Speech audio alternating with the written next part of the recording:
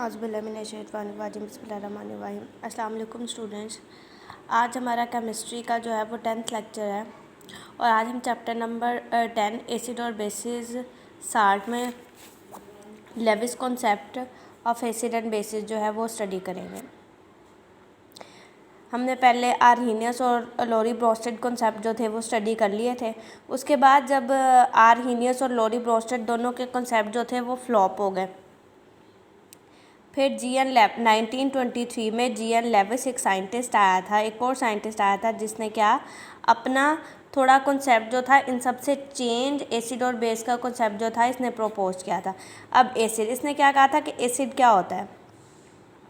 इसने कहा था एसिड जो होता है वो एक ऐसा सब्सटेंस होता है which can accept a pair of electron. Acid जो है वो एक ऐसा सब्सटेंस होता है जो किसी दूसरे से इलेक्ट्रॉन के पेयर को एक्सेप्ट करता है।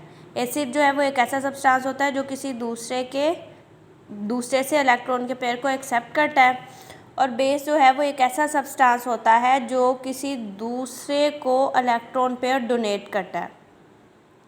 एसिड जो किसी से इलेक्ट्रॉन पेयर लेता है और बेस जो है जो किसी दूसरे को इलेक्ट्रॉन पेयर जो है वो देता है। फिर उसने एक एग्जांपल जो थी एक्सप्लेन की थी बोरोन ट्राइफ्लोराइड और अमोनिया के अंदर। A reaction between ammonia and boron trifluoride takes place by forming a coordinate covalent bond between ammonia and a boron trifluoride by donating an electron pair of ammonia and accepting that electron pair by the boron trifluoride। अब उसने क्या boron trifluoride और ammonia के दरमियान एक example दी। अब आप अगर इसको करीब से देखें तो हमने ये पढ़ा हुआ है कि जो बोरोन ट्राइफ्लोराइड है इसके आउटर मोस्ट शेल में ये देखें, ये जो क्रॉस से रिप्रेजेंट किए हुए हैं इन्होंने, ये जो है वो बोरोन के इलेक्ट्रॉन है और ये जो फ्लोरीन के ऊपर डॉट से इन्होंने रिप्रेजेंट किए हुए हैं ये फ्लोरीन के इलेक्ट्रॉन है। और इसी तरह अगर हम अमोनिया पे आए हैं तो ये जो क्रॉस से रिप्रेजेंट किए हुए हैं ये नाइट्रोजन के इलेक्ट्रॉन है और ये जो इन्होंने डॉट से रिप्रेजेंट किए हुए हैं ये हमारे पास हाइड्रोजन के इलेक्ट्रॉन्स हैं। अब इन्होंने ये कहा था कि बोरोन ट्राइफ्लोराइड और अमोनिया का इन्होंने ये रिप्रेजेंट किया था। उसने कहा था कि अब देखें अगर आप अमोनिया के आउटर मोस्ट शेल में इलेक्ट्रॉन गिने, दो इसके यहाँ पे हैं, 1 2 3 4 5 6 7 8। और वैसे हमने 9th में भी एक चीज़ पढ़ी थी कि एक ऐसी स्पीशीज जिसके आउटर मोस्ट शेल में 8 इलेक्ट्रॉन होते हैं वो स्पीशीज या वो चीज़ जो होती है वो स्टेबल होती है। अब इसके आउटर मोस्ट शेल में अगर हम देखें 1 2 3 4 5 6, अब बोरोन के आउटर मोस्ट शेल में कितने इलेक्ट्रॉन है, 6 इलेक्ट्रॉन है। और तो इसलिए ये क्या है, ये स्टेबल स्पीशी नहीं है। अभी भी इसके ऑक्टेट में 2 इलेक्ट्रॉन की जगह जो है वो खाली है। तो ये क्या करेगी, जैसे ही इसके पास एक ऐसी स्पीशी जिसके पास इलेक्ट्रॉन ज़्यादा होंगे वो आएगी तो ये फ़ौरन से उससे इलेक्ट्रॉन को एक्सेप्ट कर लेगी। अब अमोनिया में ये जो होता है लोन पेयर के तौर पर मौजूद होता है, मतलब ये इसके पास एक्स्ट्रा इलेक्ट्रॉन होते हैं।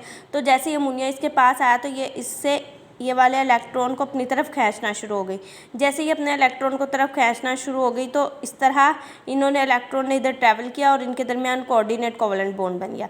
अब कोऑर्डिनेट कोवेलेंट बॉन्ड का मतलब क्या है कि इसने जो है अपने फुल इलेक्ट्रॉन जो है वो बोरोन को नहीं दिया, क्योंकि अगर ये फुल इलेक्ट्रॉन इसको दे देगा तो इसके आउटर मोस्ट शेल में भी 6 इलेक्ट्रॉन रह जाएंगे। जब इसके आउटर मोस्ट शेल में भी 6 इलेक्ट्रॉन रह जाएंगे तो यहाँ पे इलेक्ट्रॉन की कमी हो जाएगी। इसलिए इसने कोऑर्डिनेट कोवेलेंट बॉन्ड बनाया कि जब बोरोन को ज़रूरत होगी तो 2 इलेक्ट्रॉन इसके पास आ जाएंगे, जब अमोनिया को ज़रूरत होगी तो 2 इलेक्ट्रॉन का पेयर है वो इसके पास चला जाएगा।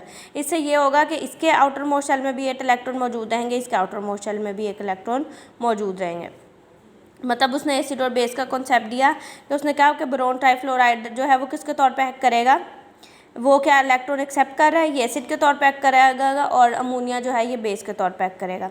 आगे उसने इसी तरह केटाइन को एक और एग्जांपल दी था। Cation act as a Lewis acid के जितने भी केटाइन होते हैं जिनके अंदर जिसके ऊपर पॉजिटिव साइन होता है वो किसके तौर पर एक्ट करते हैं, लेविस बेस एसिड के तौर पर।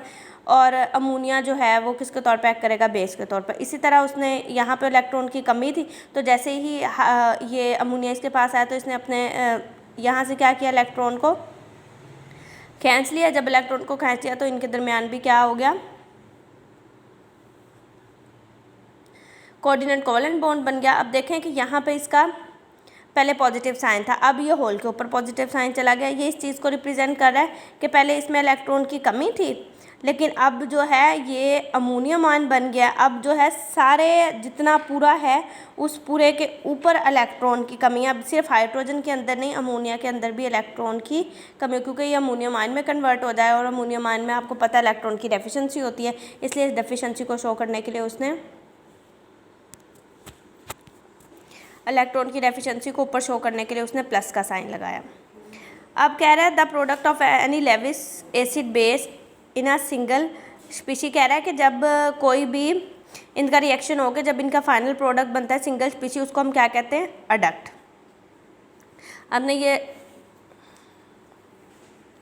ये डक्ट तक करना है, उसके बाद इधर से आ जाएं, यहाँ से any substance which has an unshared pair of electron can act as a Lewis base, कैसी कोई भी चीज़ जिसके अंदर अनशेयर्ड पेयर ऑफ इलेक्ट्रॉन हो तो वो किसके तौर पर एक्ट करेगी, लेविस बेस के तौर पर। A substance which has an empty orbital that can accommodate a pair of electron can act as a Lewis acid. अच्छा, वो ये कहना चाह रहा है कि एक ऐसी चीज़ जिसके ऊपर एक्स्ट्रा इलेक्ट्रॉन मौजूद हो वो किसके तौर पर एक्ट करेगी, लेविस बेस के तौर पर, और ऐसी कोई भी सब्सटेंस जिसका एम्प्टी ऑर्बिटल होगा वो किसके तौर पर एक्ट करेगी, लेविस बेस के तौर पर। आगे उसने कुछ एग्जांपल दी थी लेविस एसिड की, कुछ example, molecule in with the central orbit has incomplete octet, कह रहा था ऐसे मॉलिक्यूल जिनके अंदर जो सेंट्रल मेटल एटम होता है उनका क्या हो, इनकम्प्लीट ऑक्टेट हो, तो वो सारे क्या होंगे, लेविस बेस के तौर पर एक्ट करेंगे। जैसे कि BF3 हमने पढ़ा कि इसका आउटर मोस्ट शेल में 6 इलेक्ट्रॉन है, बाकी Al3 FeCl3 भी, इनके भी आउटर मोस्ट शेल में क्या है, 6 इलेक्ट्रॉन है, इसलिए ये भी किसके तौर पर एक्ट करेंगे, लेविस एसिड के तौर पर एक्ट करेंगे। आगे केटाइंस का भी उसने पहले बताया था कि simple cations can act as a Lewis acid, के जितने भी केटाइंस होंगे वो किसके तौर पर एक्ट करेंगे, लेविस एसिड के तौर पर। All cations act as Lewis acid, they are deficient in electron however such as, अब इसमें से भी आप इसकी एक दो एग्जांपल कर दीजिएगा। कह रहा है कि सिंपल केटाइंस जो होते हैं उनमें भी इलेक्ट्रॉन की डेफिशिएंसी होती है, इसलिए वो भी किसके तौर पर एक्ट करेंगे, लेविस एसिड के तौर पर, जैसा सोडियम पोटाशियम।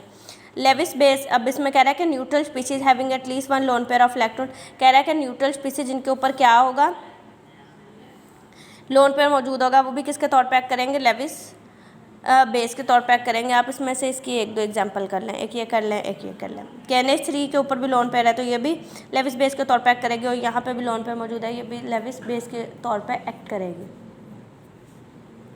आगे कह रहा है कि नेगेटिवली चार्ज, जैसे इसमें पॉजिटिव आयन स्पीसीज है और इसमें जितने भी नेगेटिव आयंस जिनके ऊपर आपको पता है कि नेगेटिव आयंस होते हैं उनके अंदर एक्स्ट्रा इलेक्ट्रॉन मौजूद होते हैं, तो जिसके ऊपर माइनस साइन होगा वो भी किसके तौर पर एक्ट करेगा, लेविस बेस के तौर पर। Negatively charged species are ions, for example chlorides, cyanide, hydroxide etcetera can act as a Lewis based.